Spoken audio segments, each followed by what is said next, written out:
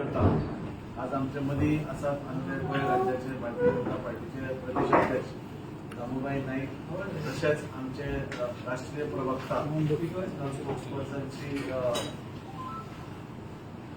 सिन्हाजी सुनील सिन्हाजी तशेंच आमचे बरोबर आसा आमचे चार्टर्ड अकाउंटंट सेलाचे जयराम खोलकरजी आणि आज जीएसटी रिफॉर्म्स ताचेर ते आज उलोवपा आयल्यात. आमकां सगळ्यांक खबर आसा की हालींचे जीएसटी रिफॉर्म्स जाले तातूंत भितर देशभरान एक म्हणजे ज्यो जीवन आवश्यक वस्तू आशिल्ल्यो ताजो खूब कमी हें जालां आनी ते खंय तरी सर्वसामान्य मनशांक ताचो खूब बेनिफीट जातलो. तशेंच आमची हें करून म्हाका दिसता आमची आर्थीक वेवस्था खंय तरी बळकटी मेळटली आनी त्या खातीरूच आज मुद्दम दिल्लीहून ते हांगा आयिल्ले आसात सेनाजी.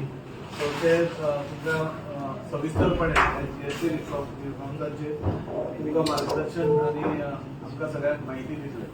हांव मागतां की सिन्हाजी तांणी एक सुरवातीक आपले म्हणजे हे मार्गदर्शन करचें. थैंक यू राजीव जी, धन्यवाद. आप सबका स्वागत है यहाँ पे. मैं यहाँ 10 वर्ष के बाद आया हूँ. 2015 में लास्ट आया था. उस वक्त चर्चा शुरू हुई थी मोपा एयरपोर्ट, एक नाम तो उस समय बाद में आया मोपा, लेकिन एक नॉर्थ गोवा में भी एक एयरपोर्ट होना चाहिए, ऐसी चर्चा शुरू हुई थी. आज जब मैं उतरा हूँ मनोहर पारिकर एयरपोर्ट में, बहुत ही भव्य एयरपोर्ट, बहुत ही अच्छा एयरपोर्ट, और उसके पास में इलेक्ट्रॉनिक सिटी बन गई. तो जिस रफ्तार से देश बदल रहा है इसका एक प्रत्यक्ष उदाहरण गोवा में देखने को मिला. ये संभव हो पाया है एक बड़े हद तक जो हमारे टैक्स रिफॉर्म्स रहे पिछले 10 वर्षों, उसका एक बहुत इंपॉर्टेंट रोल है इस पूरे इंफ्रास्ट्रक्चर के निर्माण में. जो जिस प्रकार से गोवा बदल रहा है, जिस प्रकार से देश बदल रहा है, इसमें बहुत बड़ा रोल है टैक्स रिफॉर्म्स. 2017 में जब जीएसटी लागू हुआ था, शुरुआत के समय केवल 65 लाख रजिस्टर्ड अकाउंट्स थे जीएसटी. कुल रेवेन्यू जीएसटी के द्वारा उस समय पूरे साल का 7 लाख करोड़ था. आज 8 वर्षों में बढ़कर 1 crore 51 lakh registered GST accounts हैं और 22 लाख करोड़ जो है जीएसटी रेवेन्यूज आते हैं सरकारों को, जो केंद्र सरकार और अन्य और विभिन्न राज्य सरकारों में वितरित होती है. उसका डेवलपमेंट आप देख सकते हैं गोवा के अंदर, ज्वारी ब्रिज से लेकर इलेक्ट्रॉनिक सिटी से लेकर और भी बहुत सारे एग्जाम्पल्स हैं जो राजीव जी आपको बेहतर बताएंगे, जो स्टेट अध्यक्ष आपको बेहतर बताएंगे.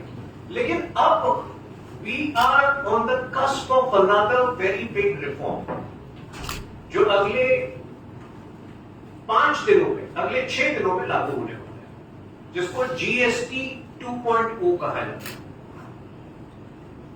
कुछ लोगों की शिकायतें थी कि जो जीएसटी का दर है वो थोड़ा अधिक है, कम होना चाहिए. शुरुआत के स्टेज में हमें वो रेवेन्यू चाहिए थे. अब सरकार को लगता है कि वो रेवेन्यू जो आ चुका है, जो अच्छे काम हो चुके हैं, अब यही सही मौका है कि अब this is the right time to put money in the hands of the people to increase consumption. 2 lakh crore ये जीएसटी के घटाने से एक्सपेक्टेड है एडिशनल रेवेन्यूज आएंगे, बिकॉज ये कंजम्पशन को बढ़ाएगा. और जैसा कि आपको पता है अब केवल 2 रेट स्लैब होने वाले हैं, 18% और 5%. जो फर्स्ट में जो चीजें 12% टैक्स स्लैब में थी, 99% of them have been shifted to 5%. So you can imagine the quantum of change this will bring to the economy. 90% of substances, 90% of articles 90% वस्तुएं जो 28% जीएसटी की टैक्स में थी, अब वो 18% में आ गई। और बहुत से ऐसे आर्टिकल्स जो 18% टैक्स स्लैब में थी, वो भी 5% में शिफ्ट की गई। सो it's an exponential change which people are going to witness, and I will briefly take you through the significant changes and the impact it will have on the economy, on the common man.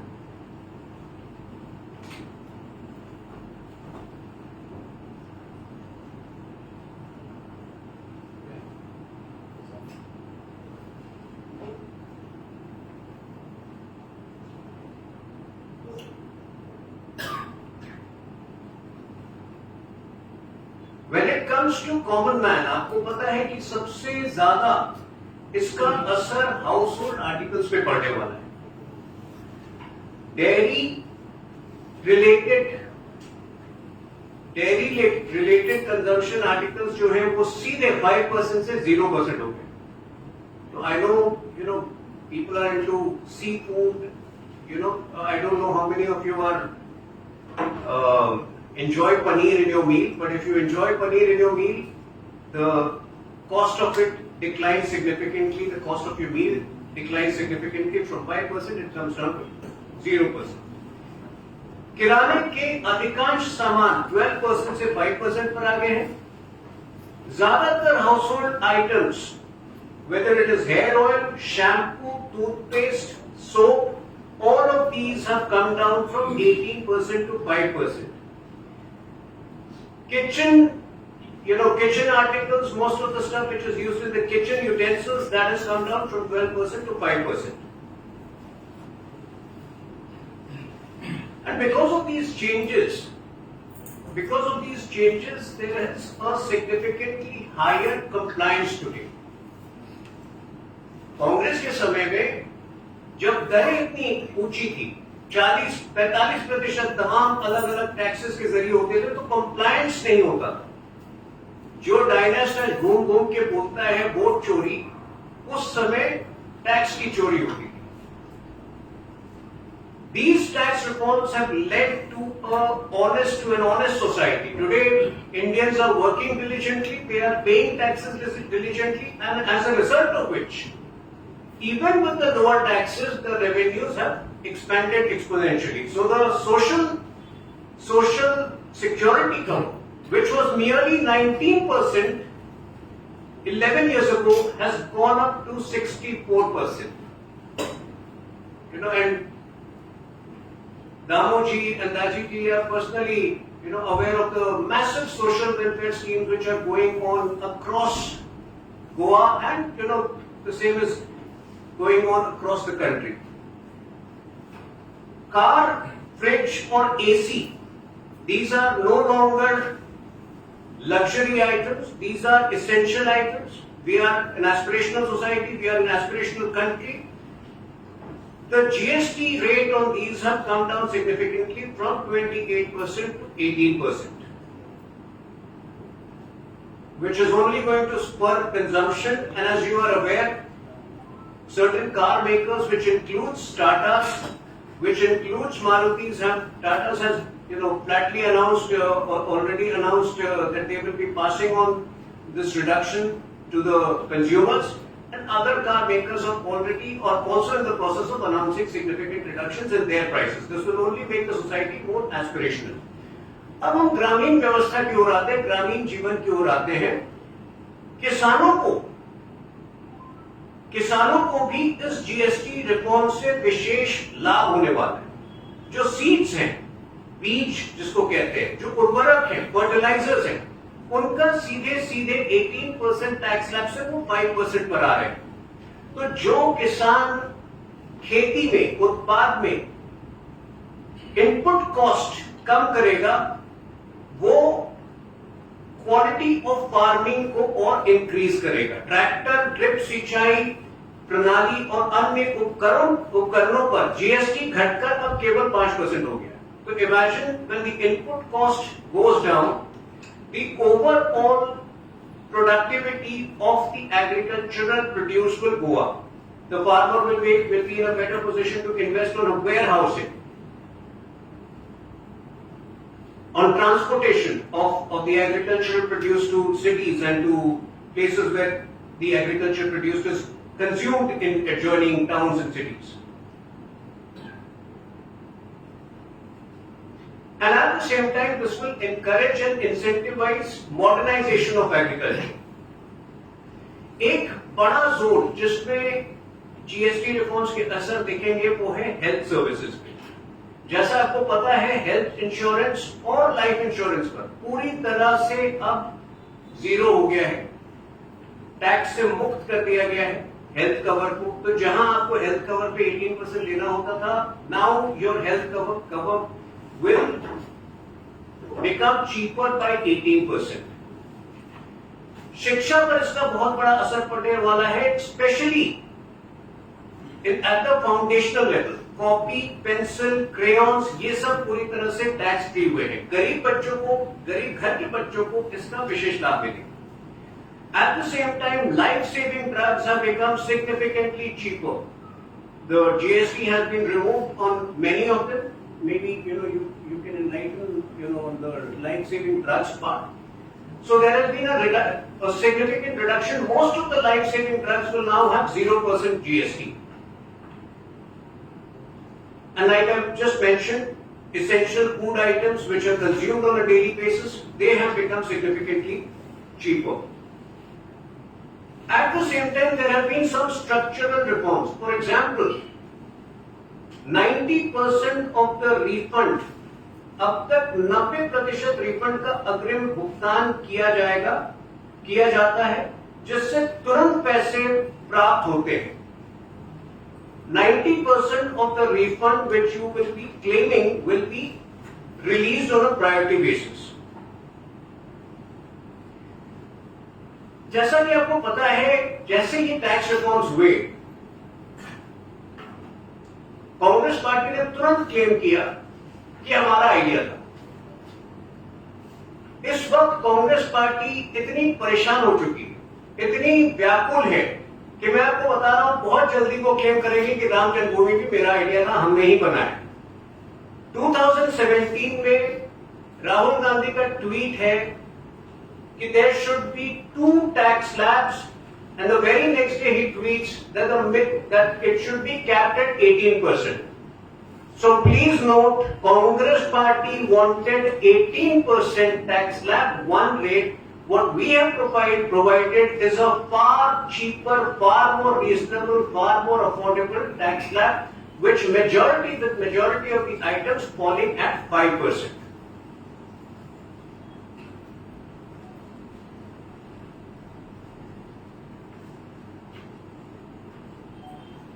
And there are many other structural, reforms which are inherent in this tax reform. For example, in merely 3 days, automatic registration of GST accounts will now be enabled.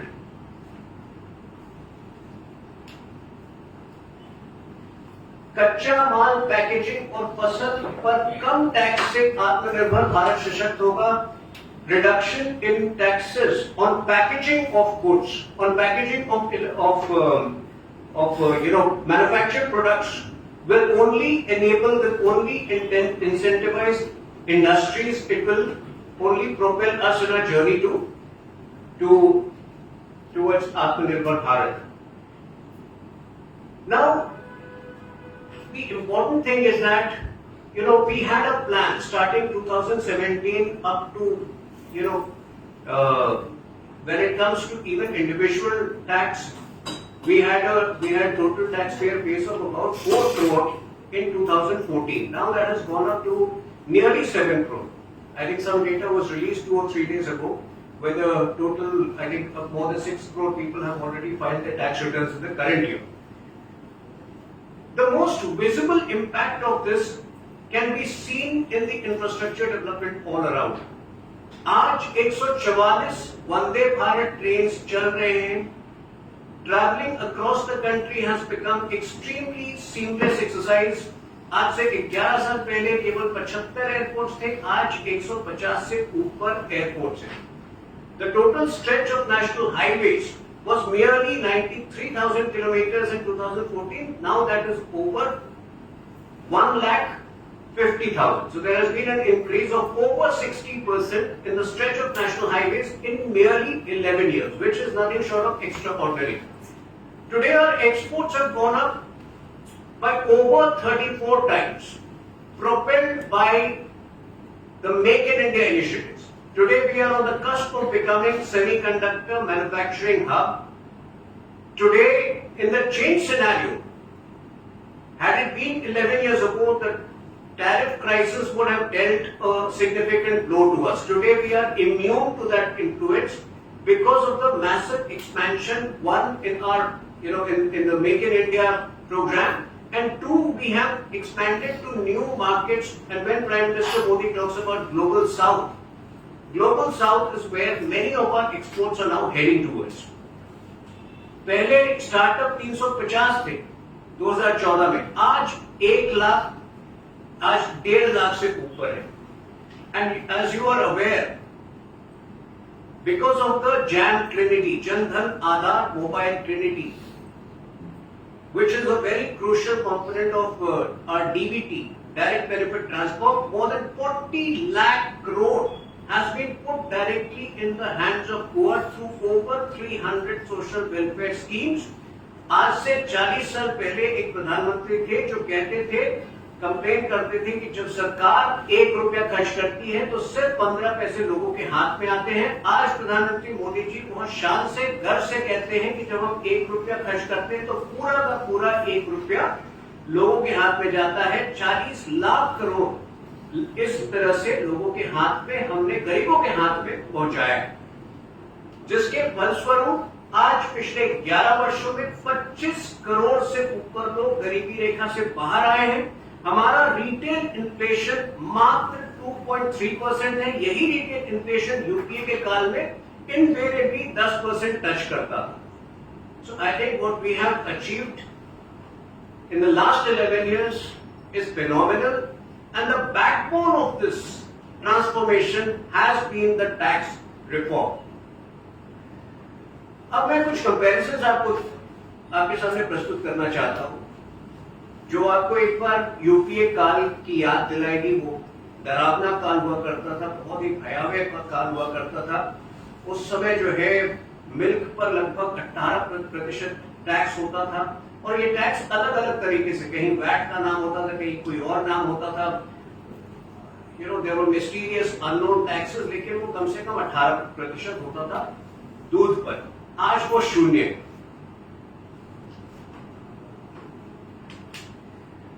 Cement UPA काल में 30% होता था tax उस पर. आज cement और paint पर मात्र 18%. टीवी और फ्रिज पे 30% होता था, आज 18%. कॉस्मेटिक्स पे 30% होता था, आज केवल 5%. रेस्टोरेंट्स पे 21% होता था, आज केवल 5%. जूते 18% होते थे तब, आज केवल 5% है. सैनिटरी पैड में 13% होते थे, आज 0 है.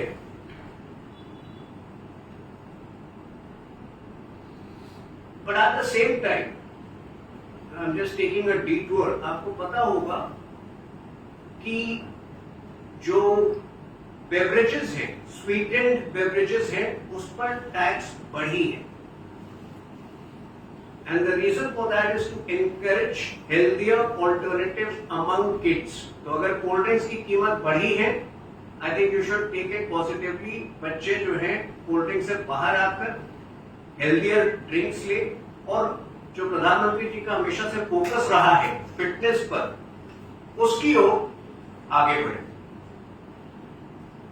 ओवरऑल चॉकलेट्स पे उस वक्त भी यूपीए के काल में 30% होता था, आज 18% है. डिटर्जेंट, टूथपेस्ट, ये सब पर 30% होता था, आज केवल 5% टैक्स है. मिनरल वाटर पर उस समय 28% होता था, आज केवल 5% है.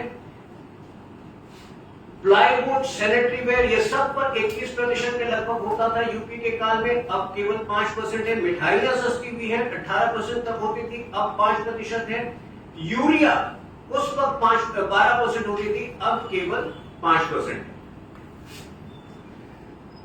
देखिए, यूपीए के काल में अप्रत्यक्ष अर्थात गुप्त गुप्त कहें या बहुत सारे जो है अननोन टैक्सेस पाइल अप हो जाते हैं, जिसकी वजह से कई बार invariably in all items in most of the goods the taxes the consumer would end up paying 40-45% above what he should have. I think we have addressed and combated that problem significantly over the last few years. And the most significant impact of these tax reforms has been witnessed in May this year. Goa उतना impacted नहीं था, लेकिन मैं मुंबई में रहता हूं, दिल्ली में काफी समय बिताता हूं। हमने देखा है किस तरह से यूपीए के काल में टेररिज्म से एक एक शहर इंपैक्ट होते थे और भारत मूक दर्शक होकर जवाब नहीं देता था। आज जब आपने ऑपरेशन सिंदूर की सफलता को देखा, आज जब हमारी डिफेंस प्रिपेयर्डनेस को दुनिया देखती है और आज ब्रह्मोस के ऑर्डर्स पूरे देश से, पूरे विश्व से जब आ रहे हैं, all this has been possible because of adequacy of revenues and those revenues being allocated and spent in the right places. If today India is a defense manufacturing hub, from being a complete importer 11 years ago to becoming, the lead exporter of defense products, I think a major credit goes to the tax planning, tax revenue and utilization of those revenues. और ऐसे अनेकों example मैं दे सकता हूं, आप सब उससे वाकिफ हैं। तो इसके साथ मैं फिलहाल इस प्रेजेंटेशन को यहां पर विराम देता हूं। दामू जी कुछ कहना चाहें और उसके बाद में हम लोग क्वेश्चन आंसर्स देंगे।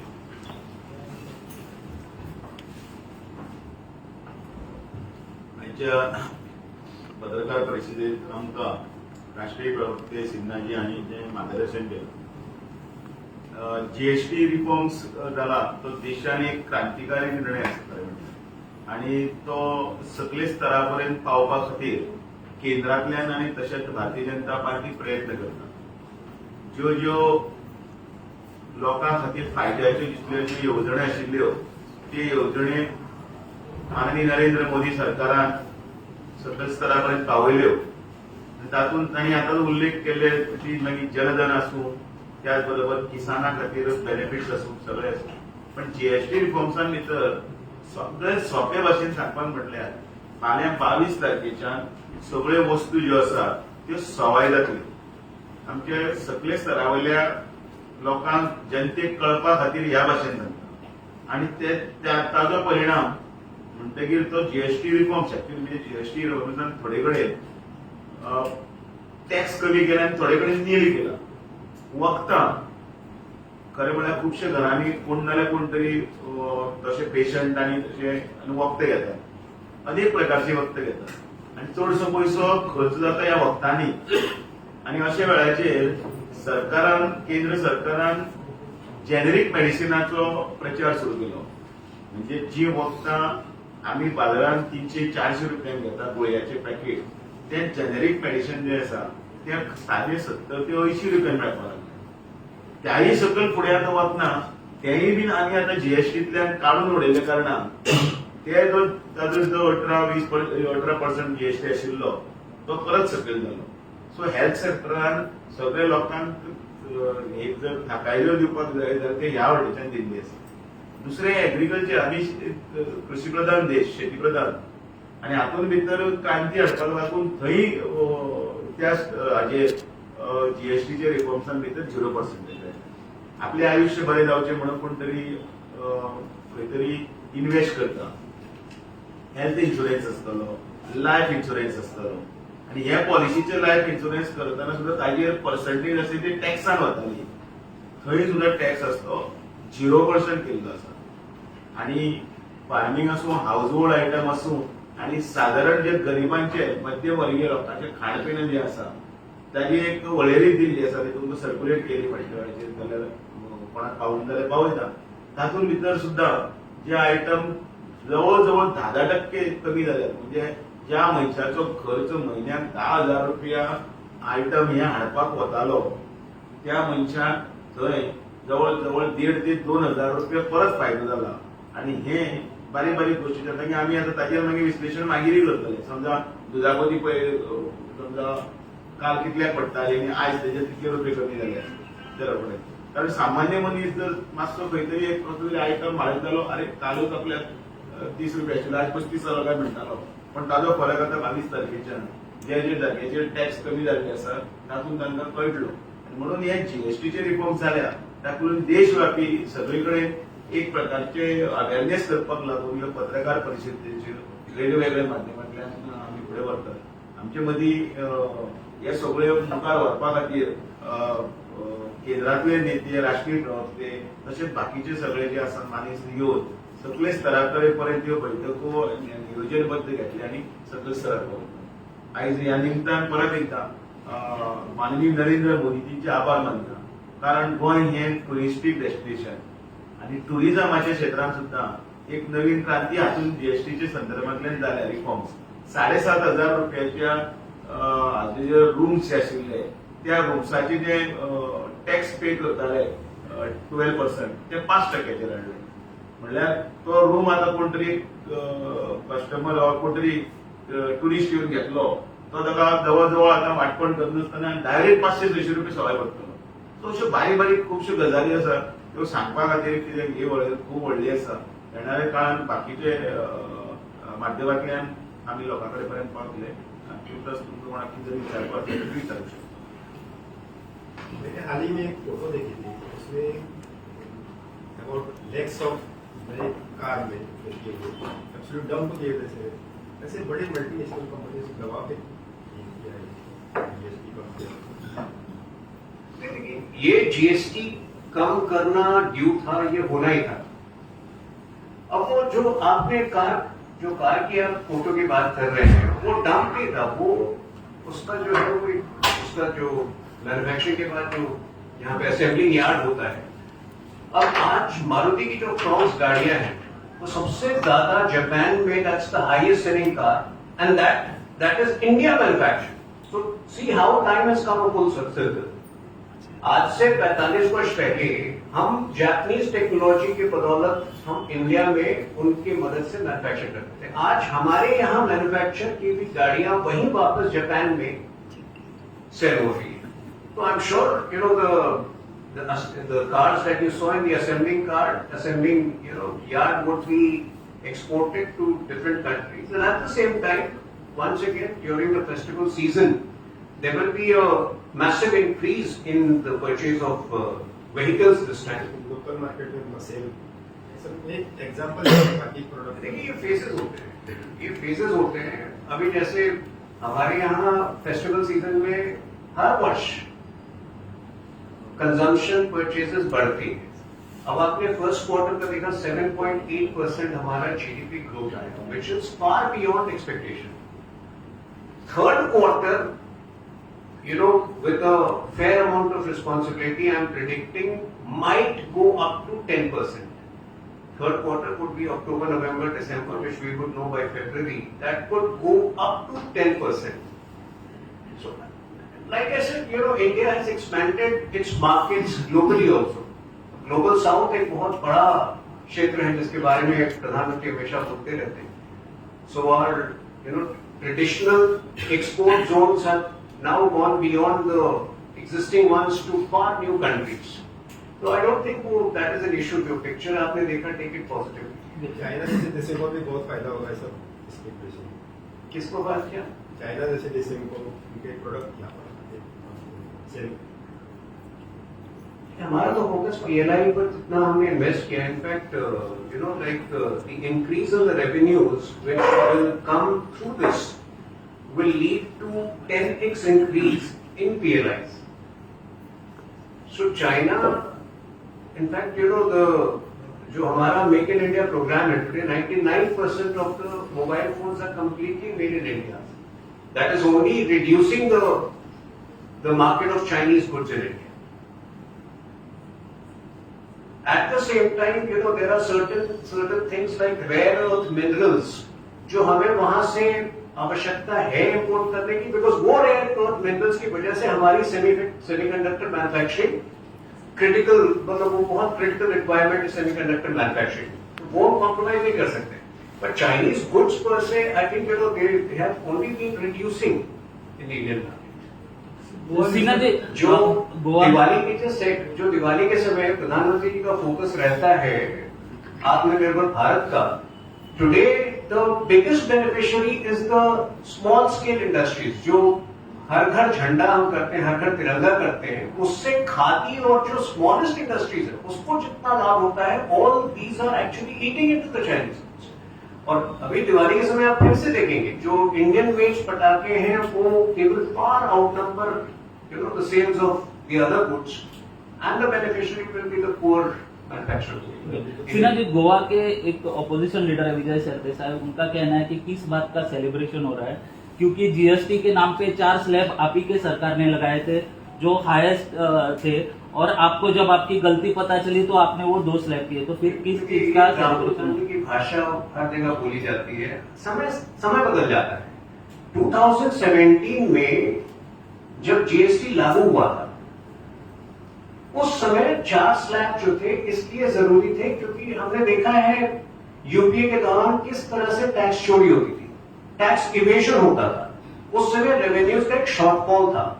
अब पिछले 8 वर्षों में जो बेनिफिट सरकार को आए हैं, अगर हम ट्रांसफर करना चाहते हैं, लोगों के हाथ में पैसे रखना चाहते हैं, तो क्या ये गलत है?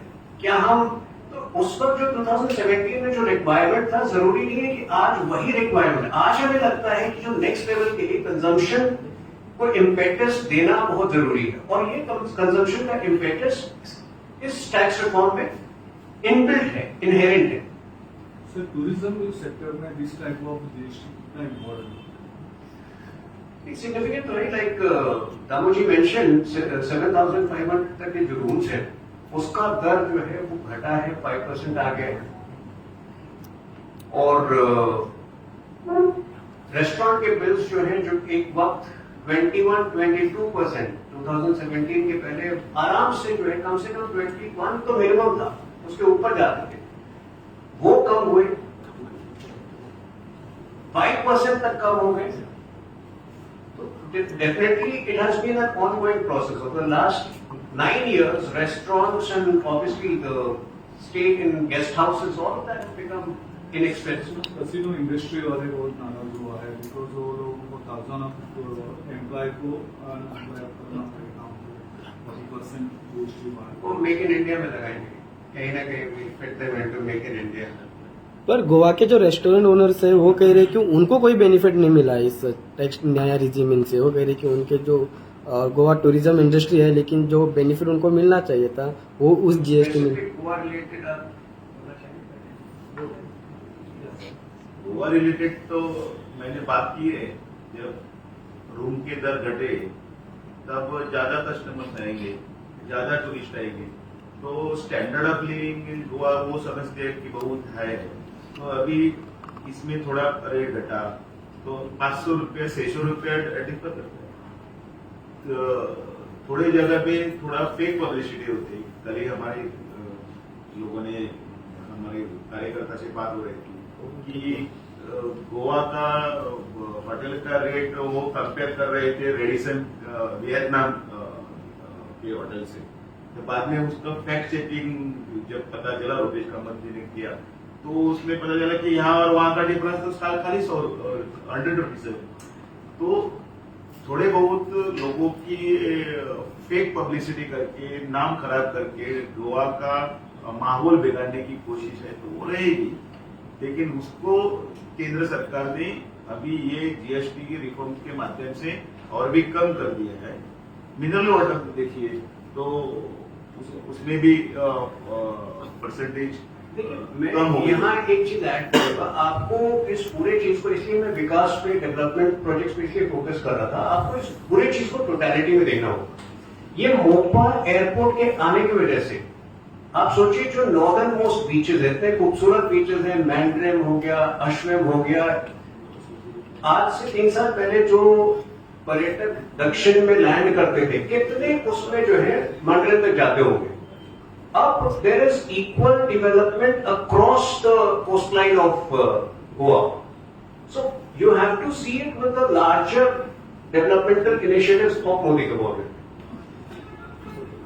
और एक चीज है, because of our impetus, Modi ji's impetus on healthy India, cigarette के दर बढ़े हैं. तो please don't smoke, give up smoking. आपके भी आसपास के जितने लोग हैं उनको बोलिए कि स्मोकिंग छोड़ देने के लिए और फिट इंडिया को एम्प्रेस करेंगे.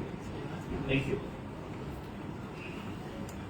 आज या प्रेस कॉन्फरन्सच्या माध्यमातून एक सगळ्या आमकां व्यवस्थितपणे एक्सप्लेन जीएसटी रिफॉर्म्स कितें जाल्या आनी ताजे आमच्या म्हणजे दिसान दीस जे आमकां लागता तातूंत कितलो इम्पॅक्ट जातलो आनी सर्वसामान्य मनशाक कितलो ताजो फायदो जातलो हे सविस्तरपणे समजायल्ले बद्दल हांव आमचे राष्ट्रीय प्रवक्ते तुहीन सिन्हाजी तांचे हांव आभारी आसा.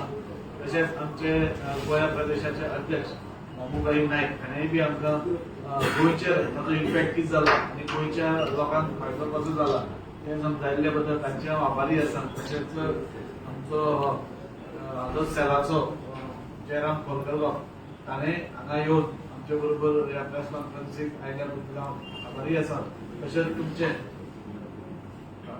आनी तुमी सगळे हांगा मुद्दम आयले आनी तुमी बी हाजी कवरेज आनी प्रेस मायलेज आमकां बरी दिवची, कित्याक हे सगळे जे आसा हे आमकां फुडल्या काळार म्हाका दिसता नरेंद्र मोदीजीचें जें स्वप्न आसा विकसीत भारत हाका खूब फायद्याचें आसतलें. हाका ह्या जीएसटी रिफॉर्म्सांतसून आमच्या देशाक आर्थीक बळकटी आनी मेळटली आनी जे स्वप्न आमकां आदरणीय प्रधानमंत्रीन सांगलां ते पुराय करपाक आमकां बरें पडटलें. हांव परत एकदां सगळ्यांचे आभारी आसा. स्पेशली मुद्दमून दिल्लीसून आयिल्ले आमचे राष्ट्रीय प्रवक्ते तुहीन सिन्हाजी आनी ताणें सविस्तरपणे प्रत्येक विशय म्हणजे कसो बेनिफीट जातलो आमकांय बी गोंयांकूय आनी आमच्या देशाकूय कशें बरें जातलें, कन्जम्पशन कशें वाडटलें आनी ताजे मॅन्युफॅक्चरिंगाचेर कशी आनी बळकटी येतली जाणे करून आमचो देश स्ट्रॉंग जातलो हे ताणें दाखयल्ले बद्दल बहुत बहुत आमकां धन्यवाद. तांकां बुके दिवचो म्हणून हांव राष्ट्रीय अध्यक्षाक म्हणटा.